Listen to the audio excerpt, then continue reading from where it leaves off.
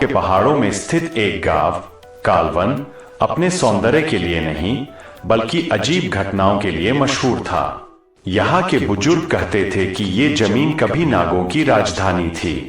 हर साल पूर्णिमा की रात जंगल में रोशनी की लहरें उठती और रहस्यमयी आवाजें आती। गांव के पास ही एक पुराना खंडहर था जिसे सब नाग की गुफा कहते थे। लोग वहां जाने से डरते, पर शिवांगी को वहां अजीब खिंचाव महसूस होता। शिवांगी एक सीधी सादी लेकिन अंदर से बहुत गूढ़ लड़की थी। एक दिन मंदिर में पूजा करते हुए अचानक उसकी आंखें बंद हो गईं और वो बेहोश हो गई।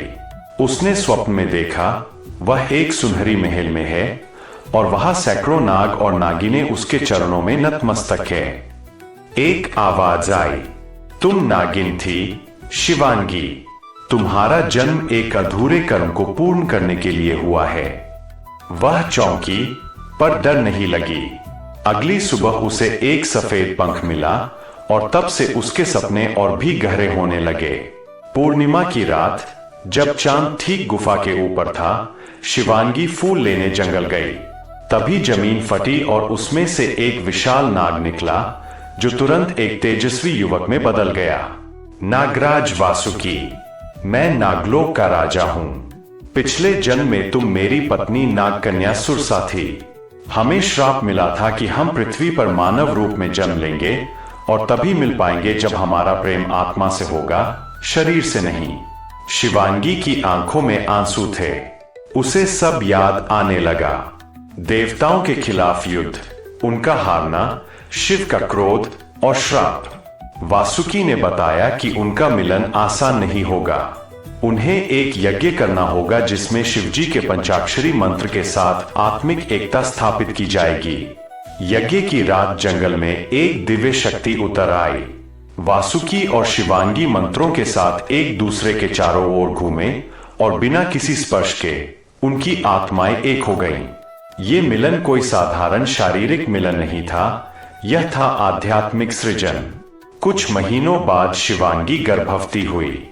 पूरा गांव उसके खिलाफ हो गया। लोग उसे अपवित्र, पागल और पापिन कहने लगे। उसकी मां भी उसे घर से निकालना चाहती थी। गांव की औरतें बोली, बिना शादी के मां बनने वाली लड़की, ये तो कोई भूत प्रेत की करतूत लगती है। पर शिवांगी शांत रही। वह जानती थी कि वो एक दिव्य आत्मा को जन्म देने वाली है।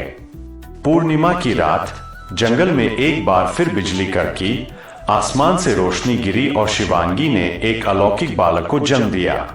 जैसे ही वह बच्चा रोया, उसके आसपास सांपों का झुंड प्रकट हुआ, लेकिन किसी ने हमला नहीं किया, बल्कि सबने उसे प्रणाम किया। बालक के माथे पर त्रिशूल और तीसरी आंख का निशान था। एक साधु बोला, ये है नागेश्वर, शिव और वासुकी का वरदान। ये अधर्म का अंत करेगा और सत्य की पुनः स्थापना करेगा। वासुकी का समय पूरा हो गया था। वह नागलोक लौटने लगा। उसने शिवांगी से कहा, वासुकी, मैं हर पूर्णिमा की रात तुम्हारे आसपास रहूंगा। जब नागेश्वर 16 का होगा तब मैं फिर आऊंगा और तब हमारा पुत्र नागों और मानवों के बीच शांति का पुल बनेगा। शिवांगी ने उसे रोते हुए विदा किया।